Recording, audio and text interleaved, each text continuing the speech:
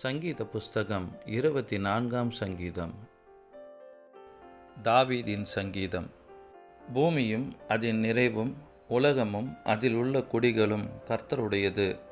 அவரே அதை கடல்களுக்கு மேலாக அஸ்திபாரப்படுத்தி அதை நதிகளுக்கு மேலாக ஸ்தாபித்தார். யார் கர்த்தருடைய பர்வதத்தில் ஏறுவான்? யார் அவருடைய பரிசுத்த ஸ்தலத்தில் நிலைத்திருப்பான்? கைகளில் சுத்தம் உள்ளவனும் இருதயத்தில் மாசில்லாதவனுமாயிருந்து தன் ஆத்துமாவை மாயைக்கு ஒப்புக்கொடாமலும் கபடாய் ஆணையிடாமலும் இருக்கிறவனே. அவன் கர்த்தரால் ஆசீர்வாதத்தையும் தன் இரட்சிப்பின் தேவனால் நீதியையும் பெறுவான். இதுவே அவரை தேடி விசாரித்து அவருடைய சமூகத்தை நாடுகிற யாக்கோபு என்னும் சந்ததி.